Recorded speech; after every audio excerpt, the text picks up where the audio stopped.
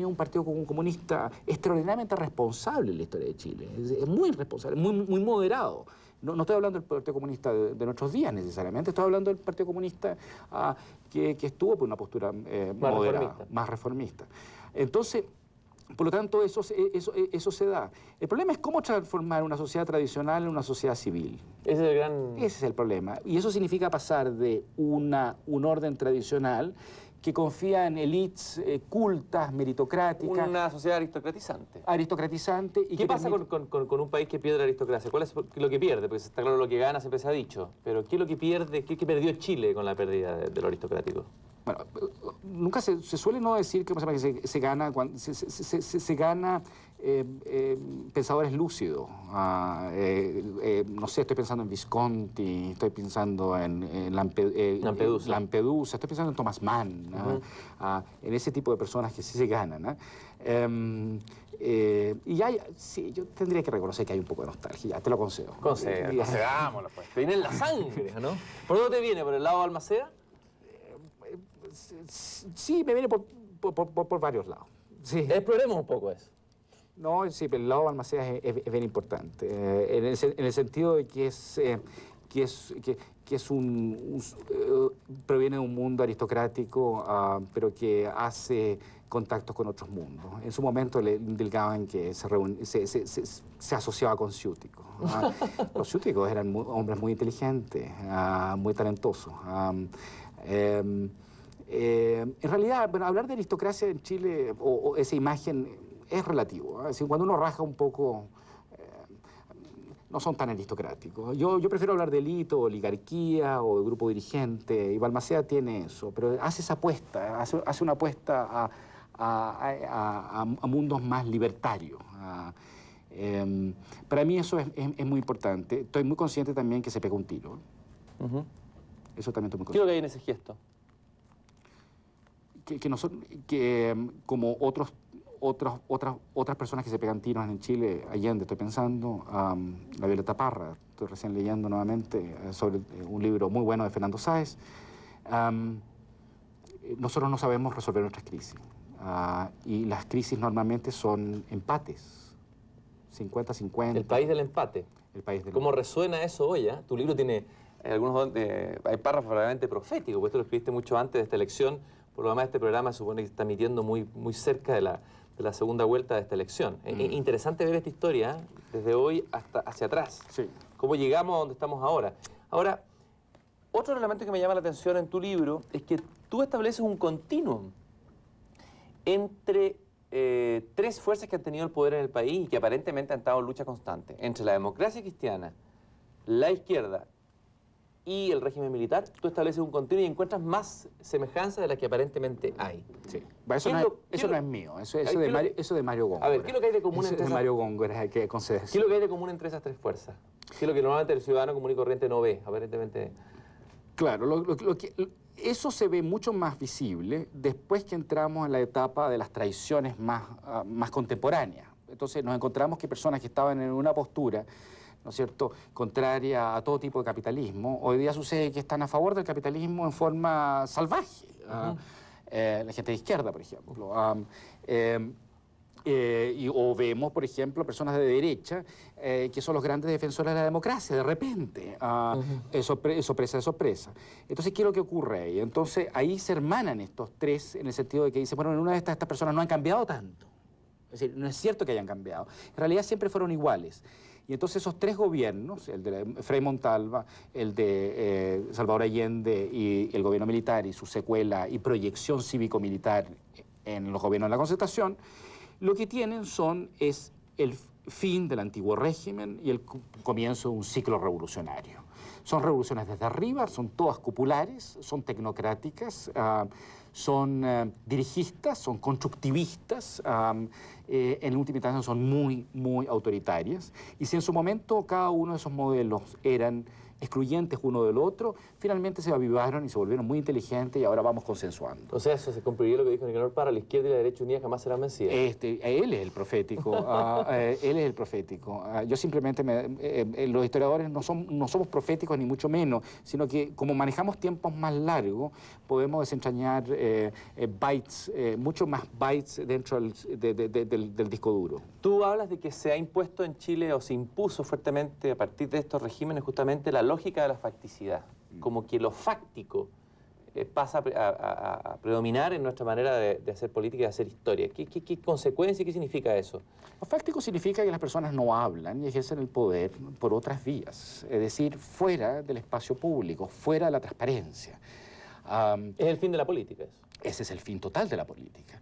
Hay un comentario reciente de Eugenio Tironi, que es un fáctico, en el sentido de que es un operador, estratega comunicacional, que también es sociólogo, que también, ¿cómo se llama?, que es profesor universitario, y que es también lobista y es miembro de la... estoy mencionando a Tironi como emblemático, hay muchos otros más.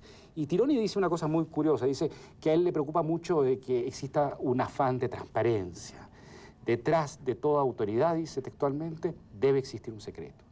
Debe existir un secreto. Casi esotérico esto. Eso es esotérico, o bien es la idea de que quienes están en el poder no pueden ser objeto de ningún tipo de crítica. Desde el momento que uno entra al espacio público y uno habla, el contrario puede utilizar los mismos términos de uno, puede cooptar el lenguaje y por lo tanto es un arma de mucho doble filo. Es siempre una oferta de que el otro le hable los mismos términos y también es una oferta de que píllenme o convénzanme.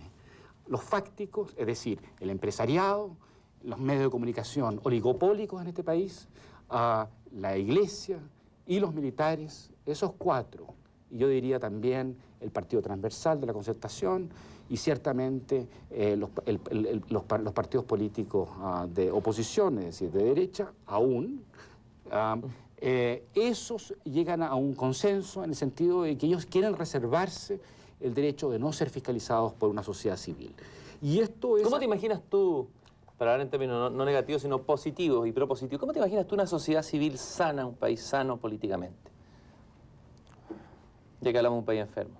A ver, yo tengo un... Para ver si es posible que exista. A ver, puede existir, de alguna manera existe dentro de la adversidad. Yo soy profesor en la Universidad de Santiago de Chile y también soy profesor en la Universidad de Chile en la Facultad de Derecho.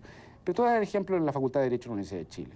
Como se lo dije a Brunner en una comida en el Centro de Estudios Públicos, en la cual le dije que él está en contra y podría ser, no sé, en un futuro gobierno, espero que no de Lavín, ministro de Educación. Todo puede ser. En la medida de lo posible, todo es posible. Brunner es completamente contrario a la Universidad de Chile. Y la manera como yo traté de defender la Universidad de Chile era, le dije, mira, José Joaquín, mira, es bien sencillo. Esta es una facultad en la cual los alumnos pueden escuchar misa en el patio de la facultad una vez a la semana. Cosa que en la época que yo era alumno, en los años 80, es decir, bajo Rosende, no existía. Es decir, uno podría decir que un descenso en el fundamentalismo o un ascenso en el fundamentalismo. Pero pueden hacerlo. Al mismo tiempo, sé de parejas gay reconocidas en cuarto año por sus compañeros. Ese es el grado de tolerancia. Me parece que eso es posible. Yo creo que eso es posible en un sentido mucho más amplio, en términos, y no necesariamente, estoy marcando dos extremos, porque me parece que son dos extremos. Hay toda una gama mucho más fina entre medio. Por lo tanto, nosotros necesitamos espacios como la Facultad de Derecho de la Universidad de Chile, es esencial tenerla para los efectos de que se dé esta pluralidad. Son personas que se respetan unos a otros y cuando se sacan un 7 en un examen oral son aplaudidos por los demás. Es decir, y lo tendrán como un elemento fundamental para toda su vida y se reconocerán como pares. Me parece que eso es posible. Me parece que una sociedad civil tiene que ver con las maneras de organizarse de base.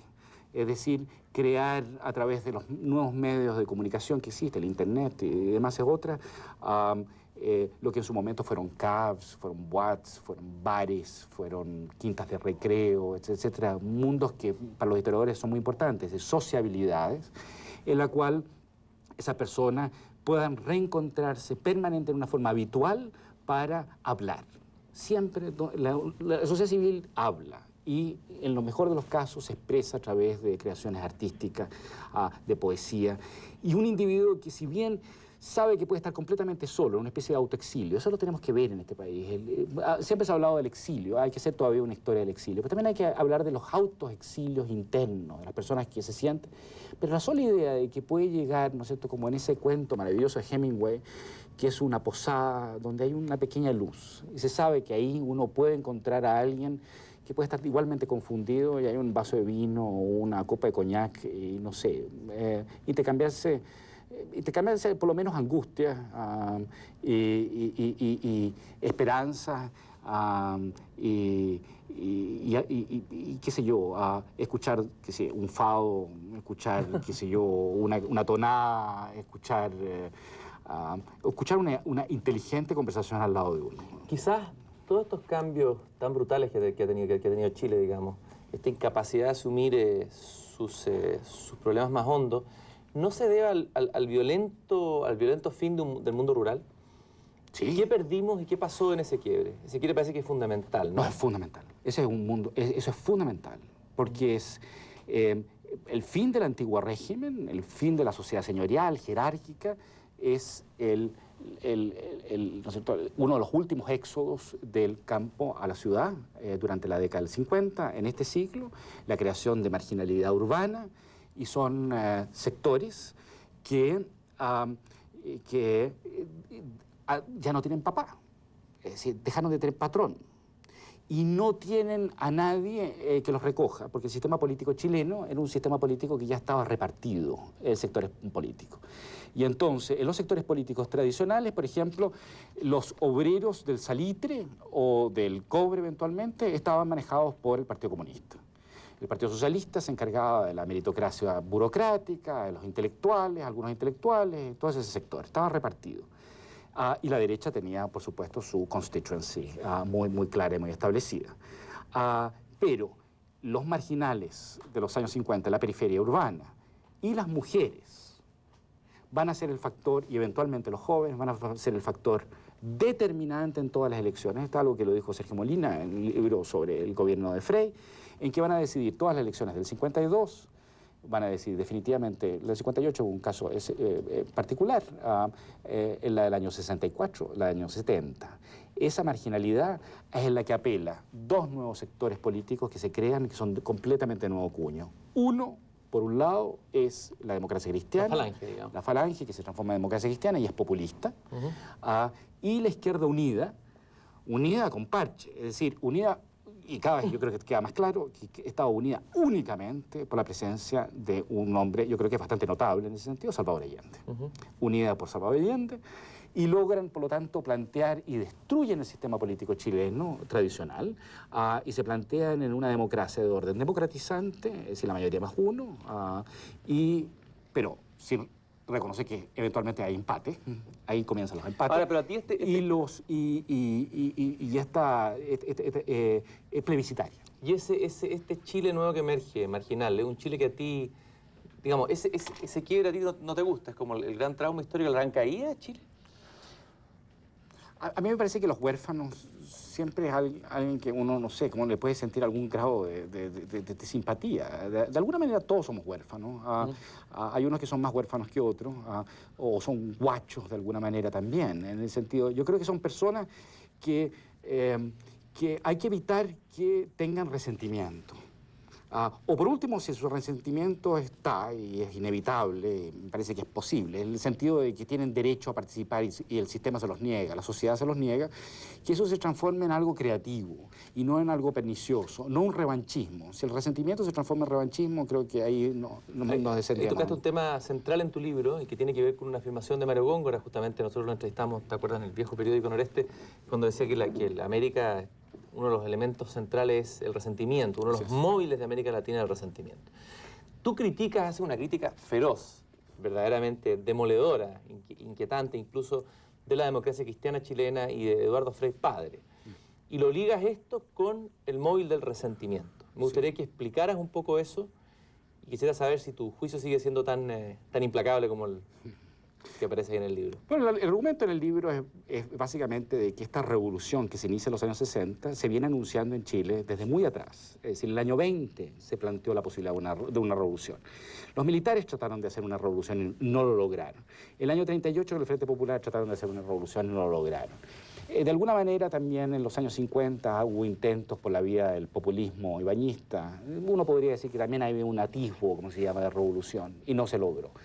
Esta idea, ¿no es cierto?, de la Gabriela Mistral, íbamos a ser todas reinas, ¿no es cierto? Todas íbamos a ser reinas. Todas íbamos a ser reinas.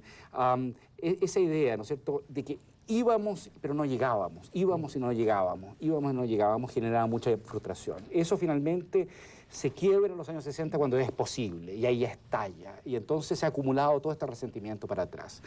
Me parece que ese es el punto. ¿Es un resentimiento de una clase media frente a las clases más oligárquicas o a la clase dominante? Mira, yo cito ahí unas cifras de Federico Gil que son notables. Hacia fines de los años 50, en Chile estaba dividido más o menos en estos términos. Estábamos divididos un 10% de clase alta, un 15-20% de clase media, un 75% de mano obrera, mano de obra trabajadora. Sucede que el 15 o 20%, que es un elemento de estabilidad fundamental en todos los países, esto para desvirtuar un poco la idea de que este es un país de clase media, era solamente el 15 al 20%. Lo que tiene particular este 15-20% es que reúne el 90% de todos los profesionales en Chile. Es decir, la gente más preparada era muy minoritaria en este país y además era de clase media, no era de clase alta, necesariamente.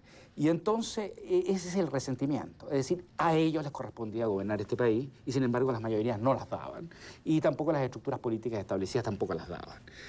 Es razonable que personas inteligentes, hábiles como Frey, ¿no es cierto?, pescaran ese sector y que inicialmente creyeran en ese sector como sector propio y de ahí salía. Y no es lo que ocurrió en los años 60.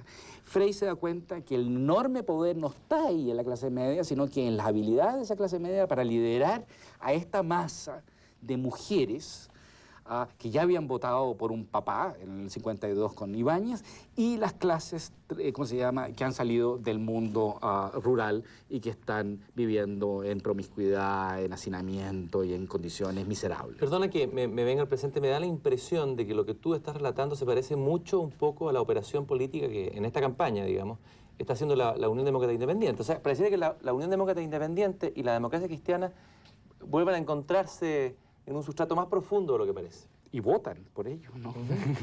No, claro, por supuesto. Quizá es una manera absurda de pensarlo, pero yo no creo en los dos bloques. Los dos bloques, en última instancia, es volver al CODE frente a la Unidad Popular, o los dos bloques... El país empatado, el que tú hablas. El país empatado, me parece. Yo creo que nosotros necesitamos un sistema en que estén más representados todas las variaciones. Por de pronto el Partido Comunista. Yo quisiera ver un Partido Comunista con gente tan notable como Pavés, que es el que dirige los profesores. Me parece un hombre muy responsable. Y tener a la UDI, que me parece un partido muy notable. Es decir, una cosa es Lavín y su campaña electoral populista, y otra cosa me parece que es la UDI, que me parece que son gente muy sensata y muy razonable en última instancia, y muy capaz de negociar casi cualquier cosa, yo creo. Pero necesitamos un partido liberal propiamente tal, y necesitamos, por lo tanto, la UDI formar una alianza con una democracia cristiana que represente, por ejemplo, en temas valóricos, que yo creo que van a ser cada vez más importantes, en un partido conservador. O sea que yo creo que eso sí es cierto. Para ti, en el fondo, estas alianzas que existen hoy, la concertación y la derecha, estarían escondiendo en realidad las viejas luchas más antiguas, más atávicas entre un mundo más laico, progresista y un mundo más conservador cristiano. Así es. Y entramos en un sistema mucho más diversificado y nos salimos de los 3 tercios. Porque digan lo que digan, yo creo que tenemos los 3 tercios. Pero los 3 tercios son el oficialismo concertacionista, operativo, de operadores, una especie de PRI, con cada vez menos votos, igual que el PRI, la derecha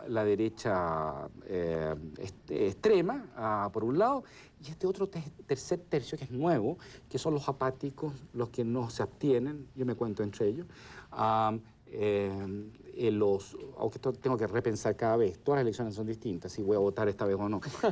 Pero los apáticos, los jóvenes, los que se sienten desconcertados, los escépticos, los perplejos. Los perplejos. El partido de los perplejos podrías fundar tú. Partido Liberal Perplejo. También, así es. ¿Qué es lo que es la perplejidad? Tú, me gusta mucho esa definición que haces aquí. Tú dices que una postura fundamental que nos ha faltado, quizás, en nuestra historia es un distanciamiento irónico, una perplejidad. Háblame de esa perplejidad. Es un distanciamiento irónico, es también la necesidad de que uno no se pronuncia por los yin y yang, los blancos y negros que están presentes, pero y al igual que la ironía, es menos combativa y es también una apelación a que alguien los convenza. Es decir, que los reencante. Es un escepticismo que tiene algo nostálgico de cierto optimismo. Es un escepticismo con todavía alguna banderín de optimismo todavía. Tiene mucho que ver con la generación del 80, ¿no? Tiene mucho que ver con la generación del 80. Yo no soy de la generación del 80, pero estaba en la universidad en los años 80. Me identifico mucho con esa generación. Hábleme de ella porque yo formo parte de ella, ¿eh? A ver si me siento retratado. ¿Cómo la describiría? Yo creo que son personas que no sufrieron el trauma del 73, por de pronto, no tuvieron ningún protagonismo y se les ha negado permanentemente el protagonismo, salvo en las áreas comunicacionales, que son muy talentosos, en las áreas de poesía, en la música, por cierto, la música, pero no tienen ningún tampoco padrón de conducta o tradición de orden político. Por lo tanto, ahí les falta el sentido político, de algún modo. Y la generación del 80 yo creo que hay que compararla con las generaciones posteriores, que son de un cálculo terrorífico. Es decir, las generaciones más actuales son de un cálculo salvaje, de un utilitarismo total. La generación de los 80 son personas que me voy a incorporar a la generación. Vivimos de alguna manera no sabiendo cuándo terminaba. Metas pero no plazos. Una generación con metas inconseguibles, pero con plazos que se extienden como el universo. Pero también sabe que al mismo tiempo las personas están desapareciendo, de que es muy difícil conseguir un lugar donde uno pueda encontrar un texto no censurado o una noticia fidedigna y que no hay que leerla entre líneas. Una generación que necesita un grado de solidaridad y que al mismo tiempo desconfía del otro, pero que sabe en última instancia que existen blancos y negros. Es decir, existen oposiciones y por lo tanto existe una opción entre uno y el otro. A mí lo que me hace falta hoy día es que se me confundió todo el panorama. Yo no sé, contigo sí, pero con muchas otras personas yo no tengo idea con quién estoy al frente. Qué tremendo eso, ¿no? Un baile de máscaras esto, ¿no? Pero no en Venecia y sin arte, porque es bastante burdo, es bastante vulgar, es bastante banal. Y me temo que incluso sin seducción y sin coquetería. Alfredo, yo te agradezco muchísimo por haber compartido esta hora de perplejidad. Vuelvo a felicitarte por tu trabajo, por tu valentía. Yo sé que es difícil, yo sé que a mucha gente le puede chocar a veces tu actitud anarquista de derecha, que encuentro absolutamente legítima, pero creo que nos hace tremendamente bien. Y bueno, ten por seguro que tienes muchos lectores que te valoran vivo y no muerto. Gracias, Cristian. Gracias, Alfredo. Muchas gracias.